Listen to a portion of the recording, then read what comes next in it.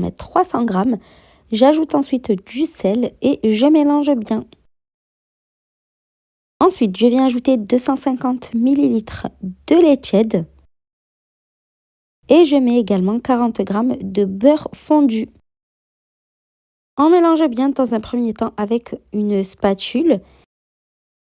Et on va par la suite venir ajouter encore 100 g de farine, donc 400 g au total. Vous pouvez mettre toute la farine d'un coup dès le début, c'est juste que j'avais pas très bien fait mes calculs. Mais ne mettez pas plus, la pâte est parfaite comme ça. Vous allez voir, elle va être super souple et facile à étaler par la suite, même sans pétrissage. Donc on va la mettre sur le plan de travail et on va bien mélanger jusqu'à ce qu'elle soit homogène et qu'on puisse former une boule.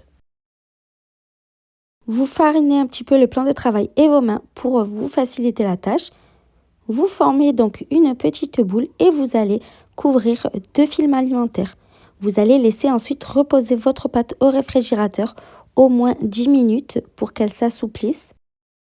Si vous avez du temps devant vous, je vous conseille même de la laisser reposer 30 minutes à 1 heure. Pendant ce temps, on va préparer le fromage râpé. Donc je râpe 300 g de mozzarella. Vous pouvez évidemment utiliser le fromage de votre choix. Et pour la charcuterie, c'est pareil, vous pouvez mettre ce que vous préférez. Pour ma part, j'ai pris du bacon de poulet que je coupe en fines lanières. Si vous voulez partir sur une recette plus élaborée, vous pouvez faire une farce avec la viande de votre choix, quelques petits légumes que vous cuirez. Je sépare bien tous mes petites lanières de charcuterie et je réserve de côté. Je récupère ensuite la pâte, je l'ai laissée 1 heure au réfrigérateur. Je farine bien le plan de travail ainsi que la surface de la pâte et je vais ensuite venir la séparer en 8 pâtons. Si vous voulez faire des pains plus gros, vous pouvez séparer la pâte seulement en 4 ou alors même la séparer en 10 ou 12 pâtons pour faire des petits pains encore plus petits que les miens. La pâte est super souple, vous allez voir comment elle est simple à étaler. Vous farinez bien le plan de travail pour éviter que la pâte colle. Vous allez ensuite venir étaler grossièrement votre petit pâton.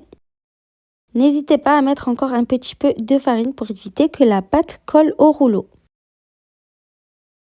On va ensuite venir déposer une bonne poignée de fromage râpé au centre ainsi que de charcuterie.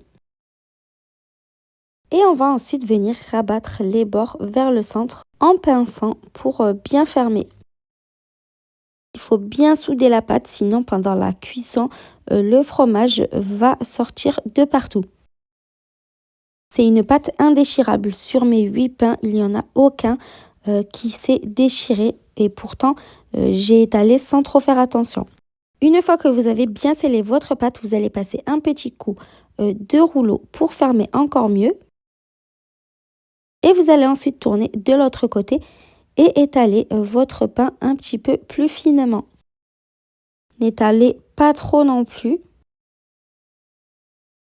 Donc vous allez faire de même avec tous vos petits pains. Comme je l'ai dit, j'ai pu faire 8 pains.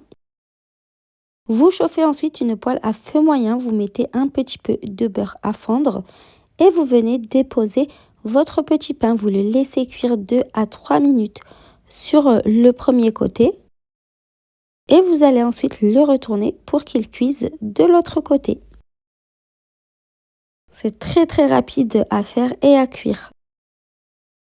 Donc si besoin, vous le retournez encore un petit peu sur la première phase si vous voyez qu'il n'est pas bien cuit.